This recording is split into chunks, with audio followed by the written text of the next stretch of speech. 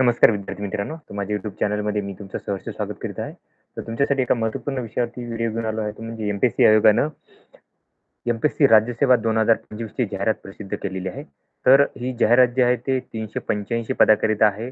तर सगळे डिटेल तुम्हाला सांगणार आहे, की कोणकोणते विद्यार्थी फॉर्म भरू शकतात. त्याच्यानंतरनं हे कशी जाहिरात आहे, किती म्हणजे 385 पदं जी आहेत, ते कशी विभागली गेलेली आहेत, वनसेवेला किती आहेत, स्थापत्य अभियांत्रिकी सेवेला किती आहेत, त्याच्यानंतर कोर राज्यसेवेची पदं जी आहेत, ती किती आहेत, ती याची सगळ्यांची तुम्हाला माहिती सांगणार आहे. त्यामुळे व्हिडिओ शेवटपर्यंत पाहून घ्या. आता ही जाहिरात मी ओपन करत आहे. दोन्ही आलेले कंबाईनची जाहिरात आलेली आहे आणि याची आलेली आहे.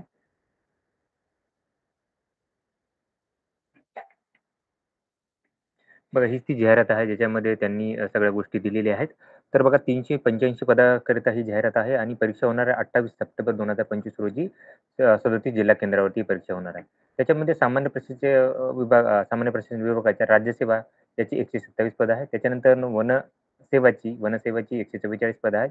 त्याच्यानंतरनं स्थापत्य अभियांत्रिकी सेवेची 144 पदं, 114 पदं अशी 385 पदाकरिता ही पदभरती आलेली आहे. कालावधी 28 मार्चपासून फॉर्म सुरू होत आहेत. त्याच्यानंतरनं 17 एप्रिलपर्यंत फॉर्म भरता येणार आहेत. त्याच्यानंतर फीज तुम्ही भरू शकता 17 एप्रिल 2025 पर्यंत तुम्ही फीज भरू शकता.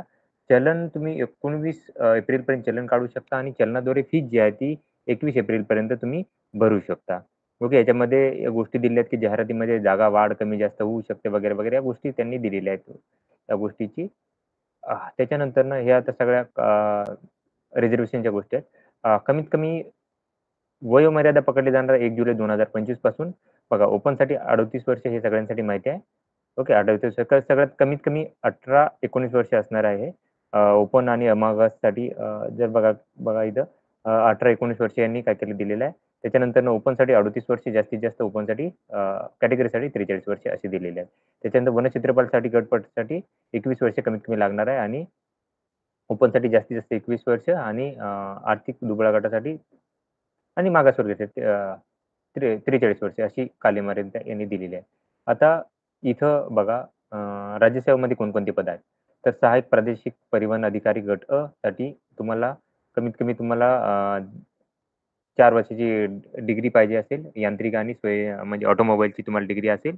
त्याच्यानंतरनं हे गोष्टी दिलेल्या आहेत त्यांनी कोणकोणत्या त्या. त्याच्यानंतर वनसेवामध्ये बघा कोणकोणती पदं आहेत बघा.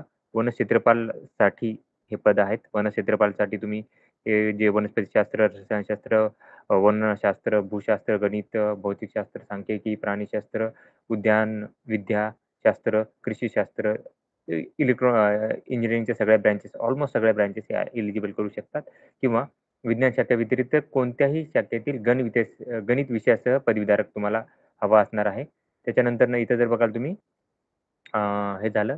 त्याच्यानंतरनं बघा इथं हे डिग्रीज हव्या असणार आहेत. त्याच्यानंतरनं अभियांत्रिकी सेवासाठी जर बघितलं तर सिव्हिल इंजिनिअरिंगच्या या 4 ब्रँचेस पाहिजे असेल, सिव्हिल इंजिनिअरिंगसाठी. आता इथं प्रादेशिक परिवहन अधिकाऱ्यासाठी तुम्हाला हे दिलेली आहे.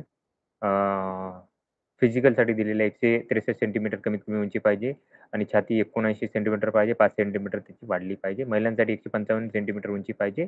बाकीच्या गोष्टी यांनी दिलेल्या आहेत. त्याच्यानंतर वनक्षेत्रपाल संदर्भात जर बघितलं तर अनुसूचित जमाती व्यतिरिक्त अन्य उमेदवारासाठी 163 सेंटीमीटर कमीत कमी उंची पाहिजे आणि 79 सेंटीमीटर त्याची छाती पाहिजे, 5 सेंटीमीटर वाढली पाहिजे. महिलांसाठी 150 सेंटीमीटर. बाकींसाठी जर बघितलं तर त्यासाठी एस-टीसाठी 152.5 सेंटीमीटर उंची पाहिजे आणि चेस्ट तेवढीच पाहिजे जशी आहे ती 79 आणि प्लस 5 सेंटीमीटर असणार आहे. त्याच्यानंतरनं बघा टप्पे असणार राज्यसेवा असणार आहे पहिली. त्याच्यानंतरनं सगळ्यांच्यासाठी कॉमन एक राज्यसेवा असेल. अ, अ, 400 गुणांची असेल ही परीक्षा. त्याच्यानंतरनं मुख्य परीक्षेचे गुण जे आहेत ते बघा इथे जर बघाल तुम्ही तर मुख्य परीक्षेचे गुण 1750 असणार आहे. मुलाखतीचे 275 गुण असणार आहे. अभियांत्रिकीमध्ये 400 गुण असतात मुख्य परीक्षेचे, 50 गुण मुलाखतीचे. वनसेवामध्ये 400 गुण मुख्य परीक्षेचे, 50 गुण जे असतील ते मुलाखतीचे असणार आहे.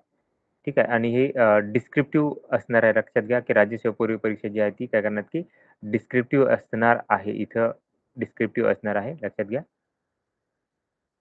त्याच्यानंतरनं पूर्व परीक्षेचा अर्ज कसा करायचा याची गोष्टी दिलेल्या आहेत. तुम्हाला डॉक्युमेंट कोणते-कोणते लागणार आहेत याची साईज दिलेली आहेत. याच्या संदर्भात आपण काय करूयात, की परत वेगळा व्हिडिओ करूयात. फीज असणार आहे ₹455 असणार आहे. ₹544 ओपनसाठी आणि 344 कॅटेगरीसाठी ही फीज असणार आहे.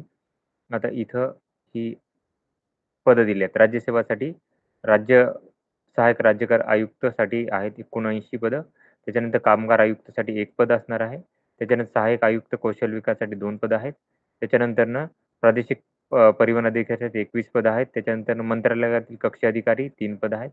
त्याच्यानंतर गट विकास अधिकारी 15 पदं आहेत. त्याच्यानंतरनं उप अधीक्षक राज्य उत्पादन शुल्क गट 1 पद आहे. त्याच्यानंतरनं सहाय्यक आयुक्त राज्य उत्पादन शुल्क 1 पद असणार आहे. त्याच्यानंतर सहाय्यक प्रकल्प अधिकारी, संशोधन अधिकारी तत्सम गट 4 पदं आहेत. त्याच्यानंतर वनसेवेसाठी 144 पदं आहेत. या सगळी वनक्षेत्रपालसाठी जी पदं आहेत 144 पदं ही असणार आहेत. त्याच्यानंतर पुढे जाऊयात स्थापित अभियंते 114 पदं असणार आहेत. त्याच्यामध्ये सहाय्यक कार्यकारी अभियंता स्थापित 28 पदं आहेत. सहाय्यक अभियंता श्रेणी 1 86 पदं आहेत. त्याच्यानंतरनं हे फिजिकल दिलेलं आहे ते. तर ही राज्यसेवेची जाहिरातीची माहिती होती. तर अशाच महत्त्वपूर्ण माहितीसाठी माझ्या चॅनलला सबस्क्राईब करा, व्हिडिओला लाईक करा आणि माहिती मित्रांसोबत शेअर करा. धन्यवाद.